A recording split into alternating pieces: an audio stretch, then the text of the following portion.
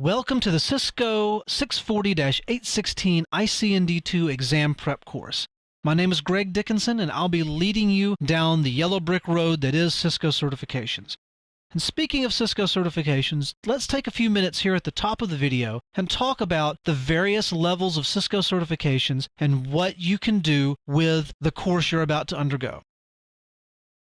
This course, like I mentioned, is for the ICND2 exam. That is Cisco exam 640-816. This course is one of two recommended courses for the CCNA certification, the other being this ICND1, the 640-822 exam prep.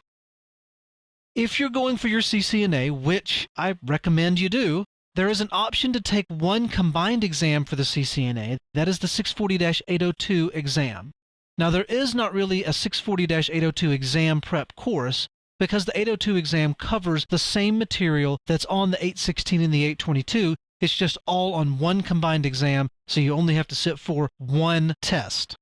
Now, some of you might think, oh, well, I'll take the 802 exam, and that way I only have to pay for one exam. Cisco thought of that as well. The 802 exam costs twice as much as either the 816 or the 822, so you're not going to save any money, but you will save yourself some stress and heartache and headache. When I got my CCNA, I opted for the combined exam. And honestly, I couldn't imagine sitting through two of those exams and having to bite my nails and give myself ulcers over whether I'm going to pass two. One was bad enough. Now, Cisco has different specializations for their CCNA certifications, and they've got them all listed there: routing and switching, design, security, service provider, storage networking, voice, and wireless. Each of those specializations require the CCNT, or the 640-822 exam, as the stepping stone. You can't go get a CCDA, Cisco Certified Design Associate certification, without having the CCENT first. Now again, this course is not for the CCENT. You want the 640-822 for the ENT. This is the second half of the ICND courses, which gives you the CCNA.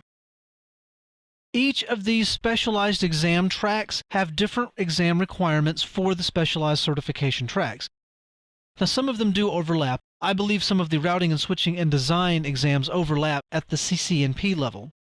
But for the most part, each of these certifications are different enough that Cisco says all that's required is the CCENT, so you basically know what a router is and how to console into it and what the different commands do. And I always like to end these slides with the pyramid of Cisco certifications. Everything from the CCENT down here, which you get with the 640-822 exam, all the way up to the CCA, which I don't know if there's an exam or not, but essentially you go before a board of other CCAs and explain to them why your architecture is better than the architecture that they came up with, and they try to pick holes in it. It's kind of like a doctoral thesis, if you will, for Cisco certifications. Most networking professionals tend to gravitate towards the CCNP level because anything above the CCNP level, the expert and the architect, requires a practical exam. Those practical exams are very expensive and very nerve-wracking. Now, I do know a few people that's gone for the CCIE level, and they've told me that it wasn't nearly as bad as they thought it would be. I'm honestly kind of scared off just because of the cost involved. I would kick myself if I spent a few hundred or a few $1,000s going to take the CCIE exam just to fail it by 10 points. Now, these Cisco certifications build on one another. You have to have the CCENT before you can get the CCNA. You have to have the CCNA before you can get the CCNP. However, you don't have to have the CCNP before you go for the CCIE. You can go book the CCIE written exam and go take it right now if you want to. And if you pass the written exam, then you could go for the practical and get the CCIE without having any of the other lower level certifications.